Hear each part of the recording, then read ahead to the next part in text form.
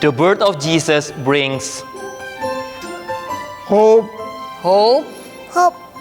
Hope. hope, hope, hope.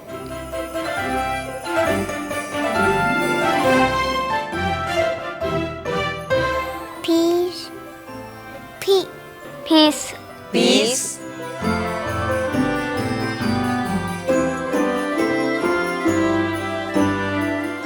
Joy. Joy. joy, joy, joy, joy. Joy.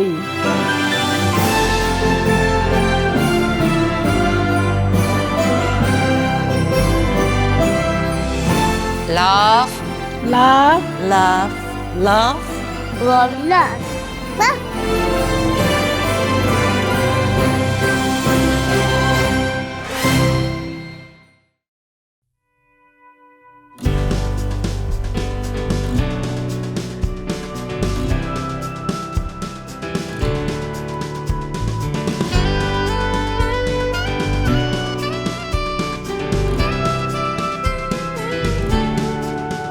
The first Noel, the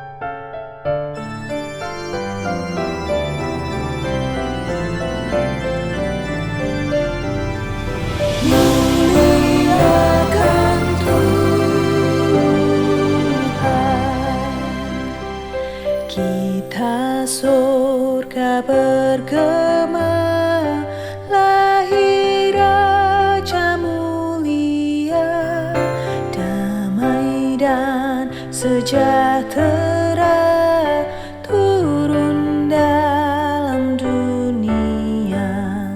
Bangsa-bangsa bangkitlah dan bersoraklah serta bermakumkan kabar baik.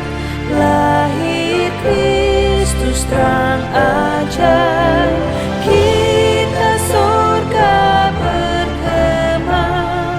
Lahir Raja mulia.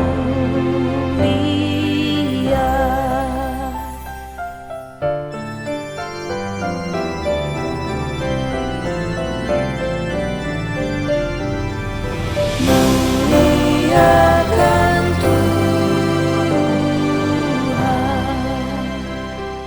yang di surga disembah, Kristus Raja yang bakal lahir dalam dunia, dan Maria bundanya dalam daging dikenal. Firman Allah yang kekal dalam anak yang kecil. Nyatalah Immanuel, kita surga bergema. Lahir Raja mulia.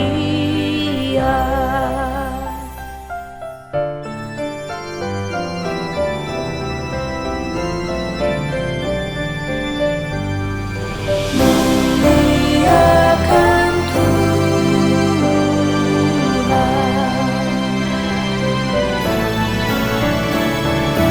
Raja damai yang besar, surya hidup yang benar, menyembuhkan dunia di naungan sayapnya. Tak memandang dirinya, bahkan maut diterimanya. Lahir untuk memberi hidup baru abadi. Kita surga bergema. Lahir Raja mulia. Kita surga bergema. Lahir Raja mulia.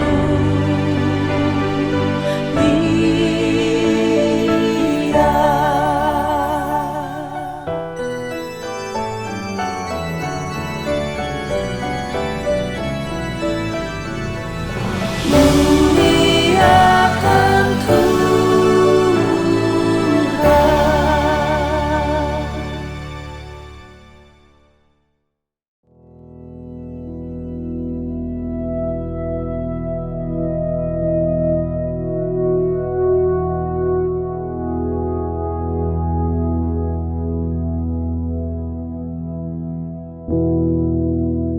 Baik Bapak Ibu, sekali lagi selamat pagi. Hari ini kita akan melanjutkan topik yang kedua dari seri khotbah Natal kita selama bulan Desember.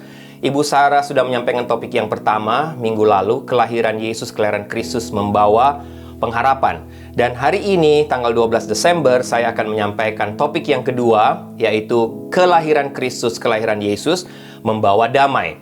Dua dasar bagian firman Tuhan atau dua bagian firman Tuhan yang mendasari melandasi khotbah saya atau sharing firman Tuhan hari ini. Yang pertama Lukas pasal 2 ayat 14, yang kedua dari Yesaya pasal 9 ayat 6 sampai 7. Dua bagian firman Tuhan yang sangat terkenal dan saya yakin Bapak Ibu sudah membacanya berulang kali, bahkan juga mendengar khotbah-khotbah dari bagian firman Tuhan ini berulang kali. Tapi doa saya, kita diberkati Tuhan lagi hari ini melalui kebenaran firman Tuhan ini. Sebelum kita lebih jauh menggali firman Tuhan ini atau share firman Tuhan yang sudah menjadi berkat buat saya secara pribadi dan keluarga, mari kita tundukkan kepala, kita berdoa. Tuhan, sekali lagi kami berdoa, mengucap syukur, berterima kasih karena hari ini kami ada waktu untuk duduk diam di sekitar firman-Mu. Hamba percaya Engkau ada di sini, Engkau hadir di ruangan hamba menyampaikan firman-Mu, Engkau juga ada di rumah Bapak Ibu yang sedang mengikuti, sedang mendengar kebenaran firman Tuhan hari ini. Doa hamba Tuhan, firman Tuhan yang sudah menguatkan menjadi berkat buat hamba lagi ketika hamba mempersiapkannya. Yang akan hamba share hari ini, kembali menjadi berkat menguatkan semua Bapak Ibu, semua keluarga, semua jemaat yang mendengarkan kebenaran firman Tuhan ini. Berfirmanlah Tuhan, bersabdalah, karena kami sudah siap untuk mendengar firman-Mu. Urapi hamba supaya hamba juga menyampaikan dengan kekuatan, kesehatan, urapan dari Tuhan. Dalam nama Tuhan Yesus kami berdoa. Amin.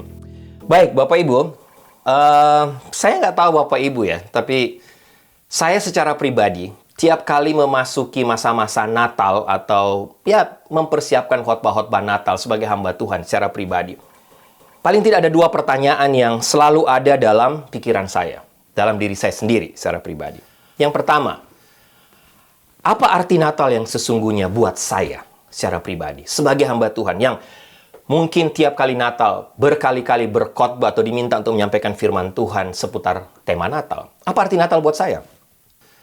Yang kedua, Bapak Ibu, yang mengganggu pikiran saya itu terus menjadi pertanyaan buat saya adalah, Tuhan, bukankah sejak 3.000-4.000 tahun yang lalu, sejak zaman Nabi Yesaya, ketika Nabi Yesaya mendapatkan penglihatan atau menyatakan satu nubuatan tentang kelahiran Kristus sekitar 3.000 tahun yang lalu, sudah dinubuatkan bahwa Sang Mesias itu atau Yesus akan datang ke dalam dunia sebagai apa? Sebagai pembawa damai, pembawa kasih, pembawa pengharapan, dan pembawa sukacita.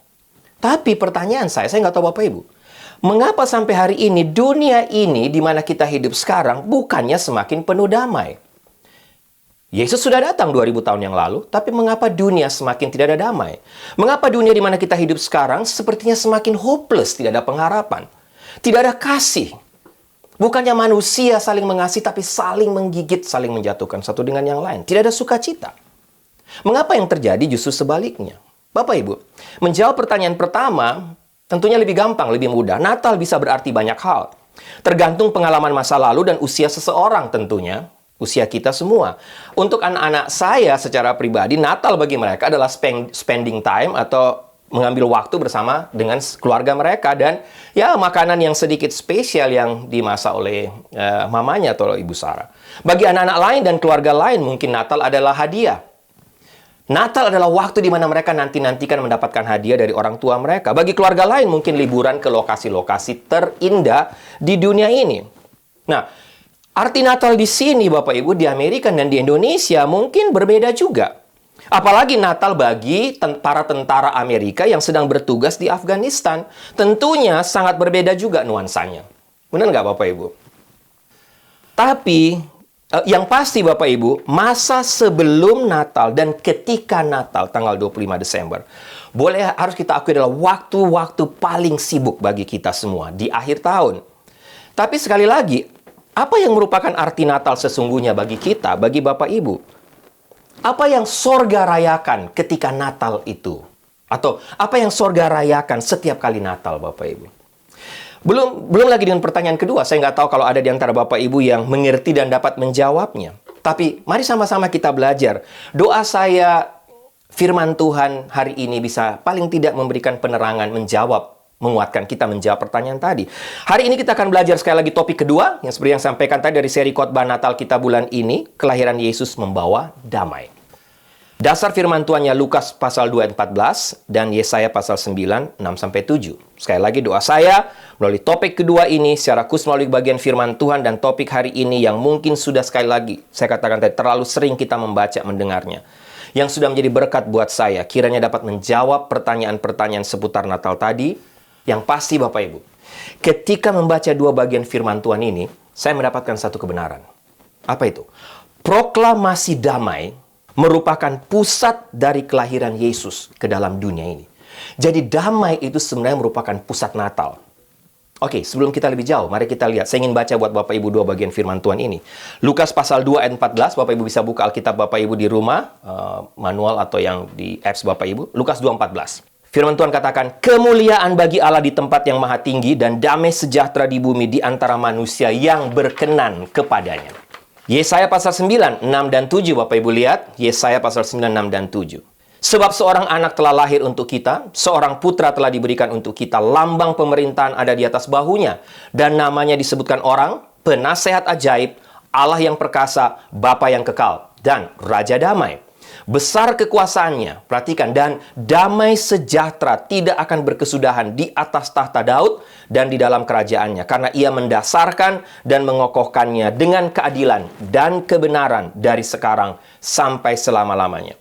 Kecemburuan Tuhan semesta alam akan melakukan hal ini.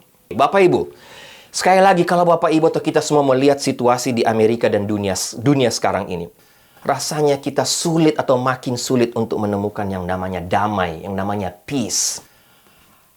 Ada ancaman perang di Timur Tengah yang tidak pernah berakhir, ancaman perang China dan Taiwan, China dan Australia, dan juga beberapa ancaman-ancaman perang yang terjadi di beberapa negara lainnya. Belum lagi yang sudah sering kita dengar, supply chain crisis yang merupakan kekacauan besar sekarang ini. Justru di saat Bapak, Ibu, dan saya, kita sedang mempersiapkan Natal. Coba Bapak Ibu, bayangkan ancaman food shortage, harga bensin yang terus naik gila-gilaan yang sudah saya singgung juga waktu khotbah Thanksgiving, yang membuat harga makanan pun naik secara drastis sekitar 30% dari harga sebelumnya. Bapak Ibu, sekarang kita juga sedang dihebohkan lagi dengan munculnya varian baru dari COVID-19, dari coronavirus, yaitu Omicron, yang membuat kita pikir COVID itu sudah mau berakhir, tapi ternyata ada lagi varian baru dan kita semua dibuat menjadi panik. Orang yang biasanya melakukan perjalanan jarak jauh tanpa hambatan, sekarang harus mengalami berbagai protokol COVID yang, Bapak Ibu, kalau mau jujur kadang-kadang menjengkelkan dan rasa-rasanya kok tidak masuk akal. Belum terhitung pengeluaran ekstra tiap kali mau berlibur untuk PCR, hotel buat karantina, dan lain sebagainya. Bapak Ibu, rasanya masalah satu belum selesai, sudah muncul masalah yang lain. Benar nggak Bapak Ibu? Bagaimana kita bisa menemukan damai di tengah situasi ini? Nah, lihat, Nabi Yesaya menubuatkan ini sekitar 3.000 tahun yang lalu. Dari sekian tahun itu, Bapak Ibu, hanya ada para peneliti Alkitab mencoba untuk membuat survei. Hanya mulai dari 3.000 tahun yang lalu. Bapak Ibu, hanya ada kira-kira sekitar 300 tahun dunia ini tanpa perang yang tercatat dalam sejarah di muka bumi. Kondisi dunia semakin kacau. Dan boleh dikatakan mustahil untuk kita sekarang dapat menemukan tempat yang bisa bisa merasakan kedamaian. Sampai saat ini Bapak Ibu, ada hampir 8.000 dalam sejarah perjanjian damai di dunia ini. Ada hampir 8.000 perjanjian damai yang dibuat, tapi yang juga sekaligus dilanggar oleh para pemimpin dunia yang mencetuskannya. Bahkan Abraham Peace Deal beberapa waktu yang lalu yang dibuat dengan tujuan meredakan ketegangan di Timur Tengah, nampaknya juga tidak membuahkan hasil apa-apa sampai hari ini. Bapak Ibu, saya teringat sebuah legenda kuno, Bapak Ibu, yang menarik tentang damai. Diceritakan ada ini legenda kuno, ada satu lokasi, satu tempat di bagian dunia ini tidak diceritakan di mana, yang memang benar-benar paling damai di dunia. Tapi mereka juga bingung melihat dunia-dunia atau tempat-tempat lain, di berbagai tempat yang lain kok terjadi perang di sana-sini. Sehingga orang-orang di tempat tadi yang paling damai tadi meminta penyihir yang tersohor di daerah mereka, yang paling hebat, untuk menghentikan semua perang yang terjadi di bumi supaya ada damai. Mereka katakan, penyihir, tolong bisa nggak kamu hentikan ini perang yang terjadi di mana-mana? Penyihir bilang, gampang. Dia bilang, saya akan dengan mudah akan melakukan. Saya akan menghancurkan semua senjata-senjata perang yang ada di bumi ini, sehingga mereka tidak bisa berperang lagi. Dan dia ping, Bapak Ibu, penyihir, langsung semua senjata di bumi sekejap musnah, Bapak Ibu. Selama 3 hari, tidak ada perang terjadi di muka bumi. Tapi tiba-tiba orang-orang yang tadi sudah nggak berperang, mereka rasa, wah, kok kita tidak punya senjata sekarang? Bagaimana nanti kalau kita ada musuh yang menyerang kita? Apa yang mereka buat, Bapak Ibu? Mayoritas penduduk dunia, mereka menyadari mereka tidak punya senjata. Mereka buat tombak dari pohon-pohon yang, ya boleh dikatakan standar, yang kecil, untuk bisa membuat tombak untuk berperang. Penyihir bilang, gampang, ping lagi semua tombak-tombak, atau dia bilang, gampang, semua pohon-pohon yang kecil itu saya habiskan. Bapak Ibu, orang tidak kehabisan akal, Bapak Ibu, manusia di cerita itu. Mereka bilang, oke, kalau pohon kecil habis, mereka akhirnya pakai pohon-pohon besar untuk membuat senjata-senjata perang yang lebih besar lagi. Penyihir bilang, gampang, dia bilang langsung ping lagi pohon-pohon yang besar, pohon-pohon raksasa itu habis semuanya, Bapak Ibu, dalam sekejap. Manusia tidak habis akal. Mereka bilang, oke kalau gitu kita buat pisau dan pedang dari logam karena semua pohon sudah habis. Penyihir bilang, gampang, semua logam dia habiskan. Ping, logam juga habis. Manusia bilang, oke sekarang kita mau buat bola dari batu supaya kita bisa saling melempar satu dengan yang lain. Bapak Ibu, penyihir bilang gampang, dia hilangkan juga semua batu dalam dunia ini. Bapak Ibu, ada damai? Apa yang terjadi sekarang? Diceritakan legenda ini. Manusia hidup tanpa pohon, baik yang kecil maupun yang besar, tanpa besi, tanpa batu. Apa yang terjadi? Orang akan mati bukan karena perang, tapi mereka mati karena tidak ada dapat makanan. Semuanya habis. Batu habis, logam habis, pohon-pohonan habis, tanaman habis. Mau makan apa, Bapak Ibu? Sehingga bagi saya ini solusi yang salah soal damai. Penyihir tadi akhirnya putus asa, Bapak Ibu, diceritakan. Tapi menarik, salah satu anak kecil yang cerdas memberi solusi lain. Dia bilang, gampang, saya tahu apa yang harus kita buat. Bapak Ibu perhatikan kata anak kecil ini. Biarkan orang lain merasakan apa yang orang lain rasakan akibat tindakan mereka. Jika seorang menyakiti yang lain, biarkan dia merasakan sakit yang sama. Jika seorang membawa sukacita dalam hidup orang lain, biarkan dia juga merasakan sukacita yang sama. Jadi, kata anak ini, tidak ada orang yang akan saling menyakiti satu sama lain karena dia akan langsung merasakan sakit yang dibuatnya terhadap orang lain. Cerdas ya. Dan akhirnya Bapak Ibu, semua orang akan berhenti untuk menyakiti orang lain. Pasti akan tercipta damai. Dan Bapak Ibu diceritakan, ini legenda kuno sekali lagi. Sejak hari itu tidak ada perang, tapi yang dirasakan oleh semua manusia di bumi adalah kedamaian. Tapi Bapak Ibu, pertanyaan buat kita, apakah memang damai bicara soal ketiadaan perang saja? Apakah damai bicara soal hidup harmonis satu dengan yang lain? Bagaimana dengan rasa damai dalam diri kita sendiri? Bapak Ibu, kalau kita mau jujur, jauh dalam relung hati kita semua merindukan damai. Betul? Tapi bagaimana damai bisa didapatkan di tengah kekacauan dunia yang saya sempat share kepada Bapak Ibu, yang Bapak Ibu juga tahu. Belum lagi dengan kecemasan, kepanikan, kekhawatiran dalam diri kita dengan semua situasi ini. Seorang ilmuwan, Bapak Ibu, ahli sosial mengatakan bahwa anxiety atau kecemasan berasal dari satu perubahan yang cepat. Dan perubahan ini terjadi saking cepatnya sehingga keluar dari grafik. Normal maksudnya. Dan hal itu menciptakan stres bagi semua orang, bahkan depresi. Pemerintah Amerika sendiri pernah mengadakan satu survei dan mengatakan bahwa negara ini mengeluarkan uang lebih dari 150 billion. 150 billion US dollar. Setiap tahun Bapak Ibu. Perhatikan, 150 billion US dollar setiap tahun untuk mengatasi stres di antara warga negara Amerika. Bahkan ada seorang ahli bedah mengatakan bahwa dua dari tiga orang yang sakit sebelum usia 65 tahun sebenarnya dapat dicegah sakitnya menurut dia jika mereka tidak hidup dalam kecemasan. Oke, Bapak Ibu, lihat. Ini semua situasi fakta.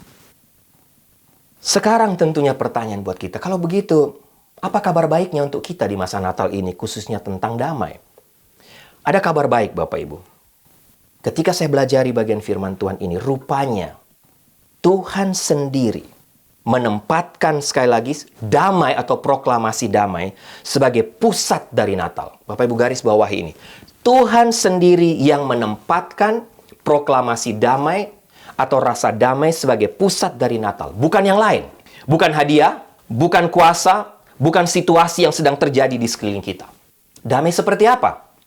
Ada dua hal Bapak Ibu yang saya dapatkan ketika mempelajari topik kelahiran Kristus membawa damai. Damai yang seperti apa? Damai yang bagaimana? Yang pertama Bapak Ibu, rasa damai yang kita rasakan bukan karena situasi yang terjadi. Tapi rasa damai yang kita rasakan karena kehadiran Tuhan. Karena Tuhan hadir dalam hidup kita. Karena Tuhan hadir di tengah-tengah kita. Jangan lupa Bapak Ibu, kata damai yang dipakai oleh Alkitab, yaitu shalom. Apa arti shalom? Yang pasti Tuhan mempunyai pandangan yang sangat berbeda dengan kita manusia dalam hal damai. Bagi Tuhan, berdasarkan kata shalom yang dipakai tiap kali menggambarkan kata damai dalam Alkitab. Bagi Tuhan, damai bukan berarti ketiadaan. Bukan berarti ketiadaan perang, bukan berarti ketiadaan sesuatu. Tapi damai yang berasal dari kata shalom berarti satu keadaan yang utuh. Satu keadaan di mana kita semua saling terhubung satu dengan yang lain. Shalom juga artinya satu situasi di mana kita semua penuh dengan rasa aman. Itulah shalom. Bapak Ibu, kita sering katakan shalom, shalom. Di mana-mana kita mendengar shalom. Tapi apa shalom? Apa arti shalom? Shalom adalah satu kata yang menggambarkan tentang satu keadaan yang utuh, satu keadaan di mana kita semua saling terhubung, tapi juga satu keadaan di mana kita semua merasakan rasa aman. Kalau boleh digambarkan Bapak Ibu, shalom itu adalah kita semua merasakan puas ketika kita berada di sekitar seseorang, di sekitar orang yang membuat hidup kita terasa aman. Itulah damai, itulah shalom, berada di sekitar orang yang bisa membuat hidup kita bisa merasa aman secara pribadi, dalam lingkungan, dalam keluarga, dalam persekutuan di gereja. Martin Luther King pernah mengatakan satu kalimat yang menarik. Damai yang sejati bukan hanya tidak adanya hal negatif, tidak adanya ketegangan, tidak adanya perang, tapi damai sejati merupakan kehadiran satu kekuatan yang positif, rasa keadilan, niat baik, dan persaudaraan. Martin Luther King. Sehingga Bapak Ibu, damai yang sejati bukanlah tidak adanya masalah. Tapi, sekali lagi, damai sejati bukan tidak adanya masalah, bukan tidak adanya perang dan sengketa. Tapi damai yang sejati bicara soal kehadiran Tuhan sendiri.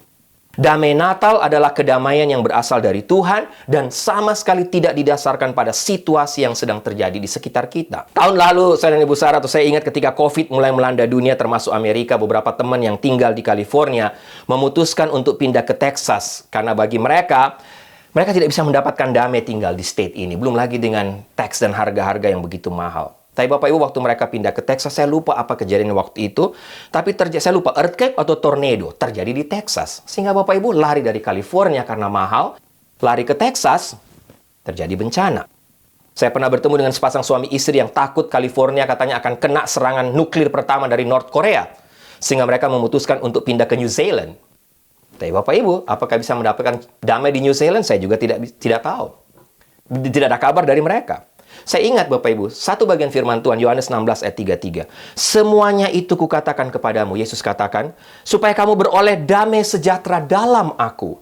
Dalam dunia kamu menderita penganiayaan, tapi kuatkanlah hatimu, kata Tuhan Yesus. Aku telah mengalahkan dunia. Bapak Ibu, di sini Tuhan Yesus sedang mengatakan bahwa kita bisa punya masalah hidup. Kita bisa punya masalah yang besar dalam hidup kita.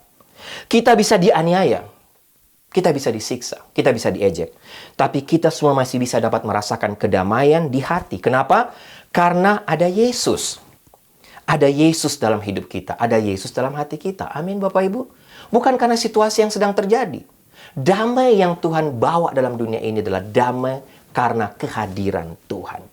Beberapa orang berpikir bahwa dengan adanya harta yang cukup, ada begitu banyak orang di sekeliling mereka yang menghargai mereka, punya kuasa, ada obat-obatan yang canggih, keadaan tanpa konflik, dapat memberikan mereka rasa damai yang tetap. Tapi Bapak Ibu, sejarah membuktikan bahwa sepanjang hidup manusia tidak dapat menemukan damai dalam dunia ini. Bukannya makin damai, tapi makin kacau.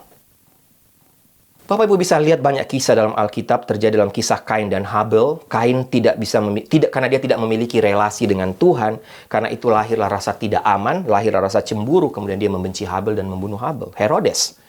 Mengapa Herodes meminta membunuh semua bayi di bawah 2 tahun pada waktu itu? Karena dia tidak merasa aman. Rasa tidak aman itu menghasilkan apa? Kejahatan di setiap aspek, Bapak Ibu. Hitler. Sejarah dunia membuktikan pembunuhan terhadap jutaan orang Yahudi oleh Hitler disebabkan oleh apa? Rasa tidak aman Hitler terhadap dirinya sendiri, di mana dia sulit untuk menerima dirinya sendiri. Lebih umum, Bapak, lebih jauh lah, atau lebih secara general, perhatikan pernikahan-pernikahan yang tidak harmonis atau yang retak. Rata-rata pernikahan yang retak atau hancur disebabkan oleh salah satu dari pasangan suami istri, atau mungkin keduanya mengalami satu rasa tidak mampu menerima diri sendiri. Tidak ada rasa damai. Yang ada sakit hati, kekecewaan, dendam, dan lain sebagainya. Tidak ada damai dalam diri mereka. Dan apalagi bicara soal damai dengan Tuhan. Sehingga mereka tidak bisa merasakan damai. Firman Tuhan mengatakan bahwa inti dari kondisi manusia terletak pada konflik batin. Tidak adanya rasa damai dengan diri sendiri dan dengan Tuhan. Bapak Ibu, apa yang kita rindukan adalah kehadiran Tuhan. Itulah damai yang sesungguhnya, kenikmatan dari Tuhan, di mana kita tahu bahwa Tuhan menjadi sumber segala kehidupan kita, yang dapat memberkati semua yang kita butuhkan, dapat memberkati semua yang Bapak, Ibu, dan saya butuhkan. Secara fisik, secara mental, secara spiritual, secara rohani. Kita merasakan bahwa Tuhan benar-benar hadir dan mengasihi kita. Bapak Ibu perhatikan, Lukas 2 ayat 24 katakan, di antara manusia yang berkenan kepadanya. Terjemahan lain katakan, damai di bumi bagi orang-orang yang dikasihinya. Siapa yang dikasihi Tuhan? Yang dikasihinya adalah mereka yang menerima putranya, menerima Tuhan Yesus sebagai Tuhan dan Juru Selamat dalam hidup mereka. Tidak ada damai yang kita bisa temukan di luar Yesus, Bapak Ibu. Damai yang dimaksud di sini adalah damai karena kehadiran Yesus. Karena kita menerima Dia sebagai Tuhan dan Juru Selamat dalam hidup kita. Yang kedua, Bapak Ibu, tadi saya katakan ada 2 poin. Pertama, rasa damai bicara soal kehadiran Tuhan. Itu adalah damai sejati. Yang kedua, damai sejati adalah rasa damai yang kita dapatkan langsung dari Tuhan. Yang Tuhan sendiri telah janjikan. Melalui apa? Melalui rekonsiliasi dengan dirinya. Tanpa rekonsiliasi dengan dirinya sendiri, Bapak Ibu, mustahil kita semua bisa merasakan damai. Itulah yang kita sebut dengan bahasa pembenaran dari Tuhan. Atau bahasa lahir baru. Terima Tuhan Yesus sebagai Tuhan dan Juru Selamat. Tanpa hubungan kita pulih dengan Tuhan, kita nggak bisa mendapatkan rasa damai. Bapak Ibu ada cerita. Tanggal 10 Maret 1974, salah satu tentara Jepang, Letnan Hiro Onada, yang merupakan tentara Jepang yang terakhir menyerah pada Perang Dunia Kedua. Onada telah ditinggalkan di Pulau Lubang di Filipina, tanggal 25 Desember 1944 dengan perintah untuk melanjutkan misi perang. Bahkan jika Jepang menyerah pun, dia diutus untuk melanjutkan perang. 4 tentara Jepang lainnya yang tertinggal di Pulau Lubang pada waktu itu saat Jepang dievakuasi dari Pulau Lubang, Filipina. 1 orang menyerah tahun 1950, 1 tewas dalam pertempuran dengan polisi setempat tahun 1954, 1 lagi mati tahun 1972. Sisa Onada seorang diri. Semua usaha untuk membuat Onada menyerah tidak berhasil. Dia mengabaikan semua pesan untuk menyerah, walaupun mereka sudah katakan, Onada, Jepang sekarang sudah menjadi sekutu dari Amerika. Tapi Onada tidak menyerah. Bertahun-tahun dia hidup dari ladang orang lain ke ladang lain, dari kebun orang lain ke kebun yang lainnya, Bapak Ibu. Dia melakukan perang pribadi, dia tidak pernah menyerah. Bahkan Onada pernah melakukan perang dengan rakyat sekitar dan berhasil menewaskan 30 warga desa, Bapak Ibu, setempat. Dia bertanggung jawab atas pembunuhan 30 warga desa tersebut selama 29 tahun perang pribadinya. $500,000 dihabiskan untuk meyakinkan dia menyerah, Bapak Ibu. 13.000 orang dipakai untuk menemukan Onada. Akhirnya, 10 Maret 1974, hampir 30 tahun setelah Perang Dunia Kedua berakhir, Onada menyerahkan pedangnya yang telah berkarat katanya, setelah menerima pesan dari mantan atasannya yang membacakan tentang ketentuan gencatan senjata. Onada menyerahkan pedangnya kepada Presiden Marcos yang berkuasa pada waktu itu di Filipina, dan dia diampuni, mendapat amnesti. Perang berakhir. Onada berusia 22 tahun ketika dia ditinggalkan di Pulau Lubang di Filipina. Dan pada usia 52 tahun, ketika dia menyerahkan diri, apa yang Onada katakan? Tidak ada hal menyenangkan yang terjadi selama 29 tahun di hutan. Tidak ada damai sama sekali. Bapak Ibu, ini cerita tentang Letnan Onada. Seperti Onada, kalau kita mau jujur, banyak di antara kita, banyak orang berjuang sendirian melawan Tuhan yang menawarkan rekonsiliasi dan perdamaian. Dan akhirnya Bapak Ibu, semua orang, kita semua tidak bisa mendapatkan kepuasan dan rasa damai dalam pelarian kita. Sangat menyedihkan. Rasa damai, sekali lagi, rasa damai sejati mustahil kita temukan di luar Tuhan. Apalagi dengan melawan Tuhan, menolak Tuhan. Karena Tuhan sendirilah yang menjanjikan dan menawarkan perjanjian damai dengan kita manusia berdosa. Tuhan yang janjikan, Tuhan yang tawarkan. Bagaimana mungkin kita menemukannya di luar Dia? Tidak mungkin, Bapak Ibu. Dan itulah damai yang melampaui akal kita, melampaui keadaan kita. Bapak Ibu, saya mau kita memperhatikan beberapa firman Tuhan dalam bagian ini. Lihat 2 Tesalonika pasal 3 ayat 16. Dan Ia Tuhan damai sejahtera kiranya mengaruniakan damai sejahteranya terus-menerus dalam segala hal kepada kamu. Tuhan menyertai kamu sekalian. Damai sejahtera dari Tuhan melampaui batas kemanusiaan kita, Bapak Ibu. Melampaui semua situasi yang terjadi di sekeliling kita. Seberapapun buruk situasi itu. Damai sejahtera Tuhan bisa hadir dalam hati kita. Lihat Filipi pasal 4 ayat 7. Damai sejahtera Allah yang melampaui segala akal akan memelihara hati dan pikiranmu dalam Kristus Yesus. Apa maksudnya? Damai sejahtera dari Tuhan melampaui semua pemahaman dan berada di luar jangkauan kita. Jangkauan Bapak, Ibu, dan saya sebagai manusia yang terbatas. Dan hal ini hanya bisa terjadi ketika roh kita dipersatukan dengan Sang Raja Damai itu. Yohanes 14 ayat 27. Bapak Ibu lihat Yohanes pasal 14 ayat 27. Damai sejahtera ku tinggalkan bagimu, kata Tuhan. Damai sejahtera ku kuberikan kepadamu. Dan apa yang kuberikan tidak seperti yang diberikan oleh dunia kepadamu. Janganlah gelisah dan gentar hatimu. Bapak Ibu, ketika Yesus Kristus ada dalam hati kita, kita tidak perlu khawatir tentang apapun dalam dunia ini. Kita tidak perlu khawatir tentang dunia ini, tentang rumah kita dalam dunia ini. Pertemuan kita dengan Yesus sebagai bayi Natal memberikan damai yang tidak bisa kita dapatkan dari dunia ini.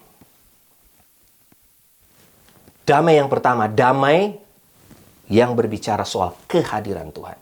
Yang kedua, damai yang dijanjikan oleh Tuhan, damai yang berasal dari Tuhan sendiri.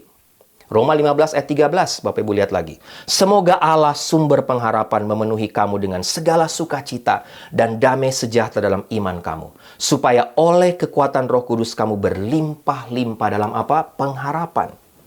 Bapak Ibu, dengan kedamaian yang kita dapatkan dalam Kristus. Mungkin kita bertanya sekarang. Mengapa mereka yang katakan saya kenal Kristus? Atau orang-orang yang mengenal Kristus, yang mengatakan Kristen, seringkali justru tidak berjalan dalam damai tersebut. Bapak Ibu, dua jawaban paling tidak. Yang pertama, mereka mungkin mengenal Kristus, mereka mengenal Yesus. Mereka baca Alkitab, tapi mereka tidak hidup dalam Kristus. Mereka belum menerima Kristus sebagai Tuhan dan Juru Selamat. Mereka belum mengalami rekonsiliasi dari diri mereka sendiri dengan Kristus, Sang Raja Damai. Bagaimana bisa merasakan damai? Tapi yang kedua yang saya lihat Bapak Ibu, kenapa orang mengatakan kenal Kristus atau mengatakan Kristen tidak berjalan dalam damai? Karena jangan lupa, damai itu dapat dirampok dengan begitu gampangnya dari kita. Oleh siapa? Setan. Iblis. Iblis selalu bekerja keras untuk merampas rasa damai dari kita, dari keluarga kita, dari gereja kita, dari dunia ini. Bapak Ibu, izinkan saya sebagai menutup bagian firman Tuhan ini untuk men-share kepada Bapak Ibu. Paling tidak ada dua cara sederhana menurut saya di mana kita bisa menjaga damai dalam hati kita sehingga rasa damai itu tidak dirampok dari hidup kita. Saya belajar khususnya ketika melihat surat Paulus kepada jemaat di Filipi, khususnya Filipi pasal 4 ayat 6-9. Yang pertama Bapak Ibu, berdoalah. Paulus katakan, janganlah hendaknya kamu khawatir tentang apapun juga, tapi nyatakan dalam segala hal keinginanmu kepada Allah dalam doa dan permohonan dengan ucapan syukur. Ayat 7, damai sejahtera Allah yang melampaui segala akal akan memelihara hati dan pikiranmu dalam Kristus Yesus. Berdoa Bapak Ibu. Kita perlu menjaga hati kita, perasaan kita, proses berpikir kita. Cara menjaganya, jalinlah hubungan dengan Tuhan. Banyaklah berdoa. Doa adalah salah satu senjata untuk memungkinkan damai sejahtera Allah hadir dalam hidup kita. Dan tidak dicuri, tidak gampang dicuri oleh setan. Semacam penjaga dalam hati kita, penjaga hati dan pikiran kita. Seringkali kita kehilangan damai sejahtera, kenapa? Memang kita kurang berdoa. Yang kedua, lihat Filipi 4 ayat 8-9, apa yang Paulus katakan.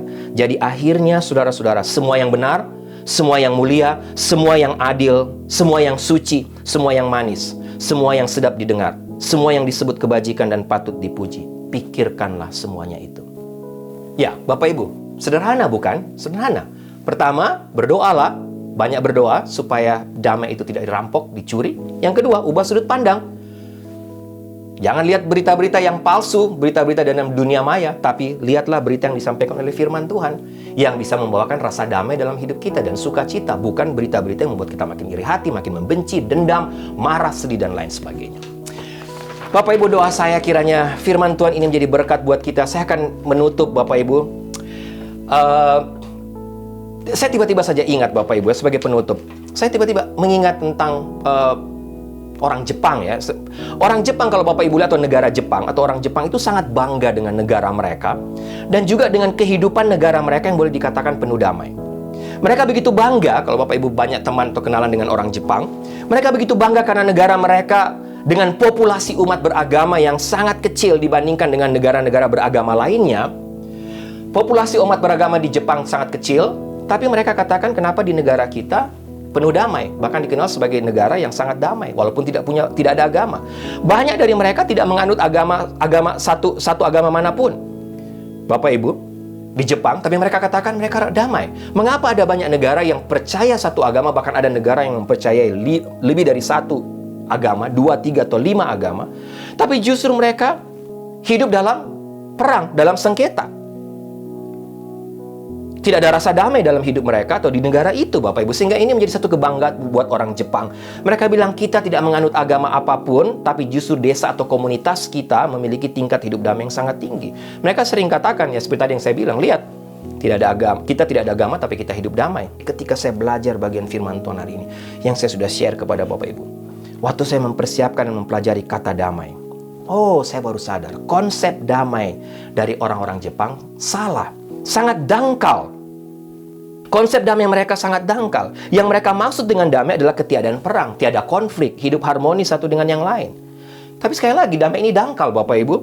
Mungkin mereka terlihat hidup damai karena tidak ada pertikaian, tapi pertanyaan saya, bagaimana dengan damai dalam diri mereka sendiri? Dan juga damai dengan Allah. Apalagi damai dengan Allah, dengan Sang Raja Damai itu. Banyak dari mereka orang Jepang juga hidup dengan penuh dendam, kemarahan, dengki, pikiran yang negatif tentang orang lain. Semua orang lain salah, dia yang paling benar, merasa diri paling benar. Akhirnya tidak bisa berdamai juga dengan orang lain, apalagi dengan Tuhan. Oleh karena itu, Bapak Ibu, di sisi lain, Jepang juga dikenal sebagai negara dengan tingkat bunuh diri tertinggi di dunia. Kenapa? Mereka stres, mereka panik, mereka kecewa, dan mereka tidak punya jalan keluar. Bapak Ibu, sehingga sekali lagi damai sejati dari kata shalom berbicara tentang sesuatu keadaan yang utuh, terhubung satu dengan yang lain, dan kita merasa aman. Damai yang berarti kehadiran Tuhan, dan damai yang berasal langsung dari Tuhan. Apa masalah Bapak Ibu sekarang dalam mendekati masa Natal? Apakah Bapak Ibu kehilangan damai secara pribadi dengan Tuhan, dalam persekutuan, dalam keluarga? Langkah pertama, berdamailah dengan Allah terlebih dahulu, agar kita saudara Bapak Ibu bisa berdamai dengan diri sendiri dan juga dengan orang lain. Milikilah damai yang benar, yang berasal dari Allah, yang ada dalam hidup kita. Karena apa? Karena Dia hadir dalam hati kita. Amin. Mari kita tundukkan kepala, kita berdoa. Tuhan, terima kasih untuk firman-Mu yang sudah memberkati hamba. Terima kasih untuk pelajaran tentang damai ini yang sudah menguatkan hamba, yang sudah hamba share kepada semua Bapak Ibu. Menjadi pegangan, menjadi kekuatan mereka juga. Sehingga dalam merayakan masa-masa Natal tahun ini lagi, mereka bisa merasakan sukacita Natal, mereka bisa merasakan damai Natal dalam diri mereka, dalam hubungan mereka dengan orang lain, dan terlebih dengan Tuhan. Jangan biarkan setan iblis merampok rasa damai itu dari kami, dari semua Bapak Ibu yang mendengarkan kebenaran firman Tuhan hari ini. Terima kasih untuk firman-Mu. Dalam nama Tuhan Yesus kami berdoa. Amin.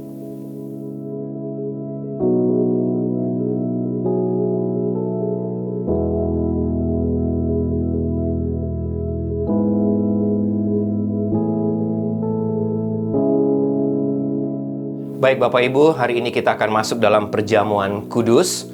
Doa saya kita semua diberkati lagi oleh Tuhan, tidak saja melalui seluruh rangkaian ibadah hari ini, melalui firman Tuhan, tapi juga melalui perjamuan kudus kita hari ini. Mari sama-sama Bapak Ibu yang berada di rumah Bapak Ibu masing-masing, kita siapkan hati.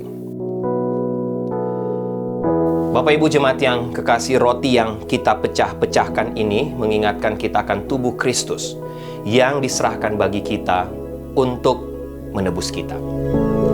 Demikian pula dengan cawan minuman ini yang kita pakai untuk mengucap syukur, mengingatkan kita akan darah Kristus yang dicurahkan bagi kita untuk pengampunan dosa kita. Bapak Ibu bisa siapkan roti atau snack atau semua minuman anggur yang Bapak Ibu punya di rumah untuk kita masuk dalam perjamuan kudus hari ini. Kita mengangkat roti di tangan kanan. Bapak Ibu, Yesus berkata, inilah tubuhku yang diserahkan bagi kamu. Perbuatlah ini selalu menjadi peringatan akan aku. Makanlah.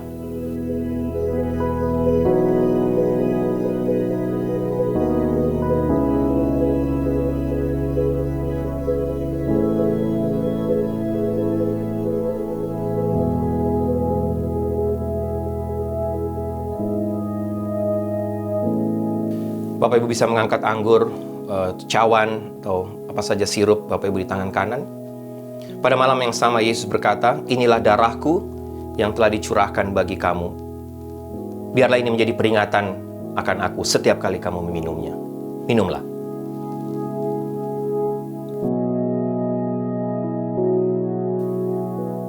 Baik Bapak Ibu, mari kita tundukkan kepala, kita berdoa.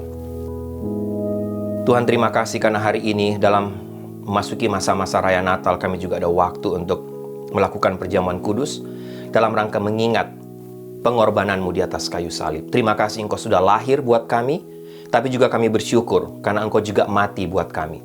Sehingga lewat kematianmu di atas kayu salib, lewat tubuhmu yang hancur, lewat darahmu yang tercurah, kami semua bisa mendapatkan hidup kekal, keselamatan kekal. Terima kasih Tuhan, terima kasih untuk semua karyamu yang ajaib di atas kayu salib bagi kami semua. Dalam nama Tuhan Yesus kami berdoa. Amin.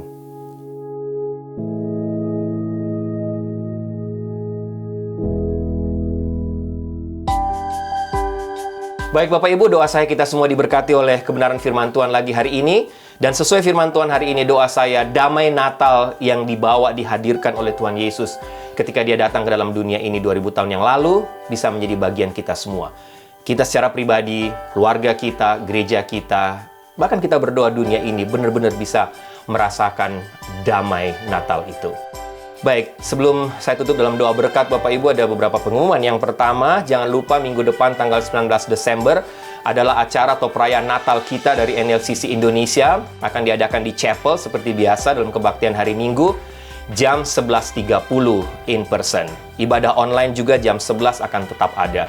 Dan Bapak Ibu doakan karena di Natal minggu depan tanggal 19 Desember kita akan sama-sama juga mengumpulkan dana untuk menolong membantu anak-anak kita yang berada di Panti Asuhan Yacan di Medan untuk membantu mereka membeli kebutuhan susu mereka selama 2 tahun 2022 dan 2023. Dan kalau Tuhan berkati kita lebih minggu depan, kita juga akan membantu untuk pembangunan gereja dari GMI di Ambon, di Maluku. Bapak Ibu siapkan hati, Bapak Ibu doakan acara minggu depan.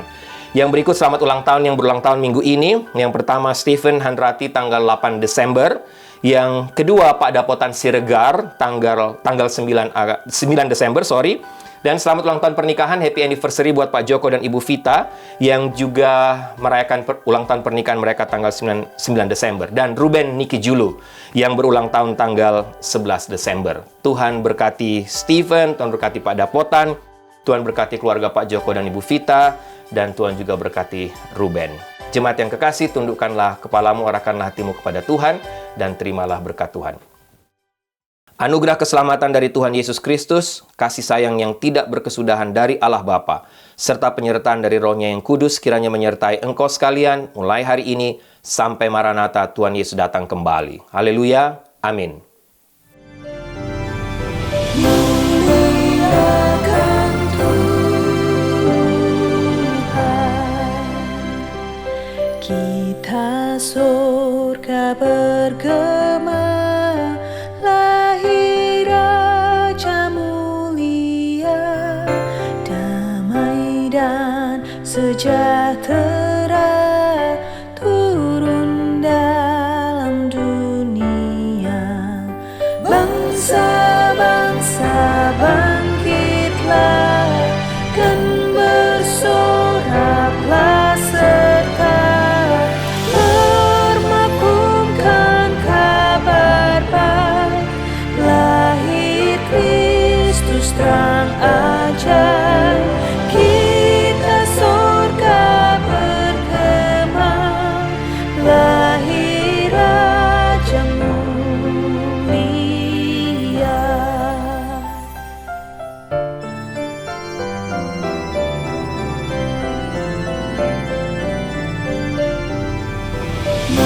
Muliakan Tuhan,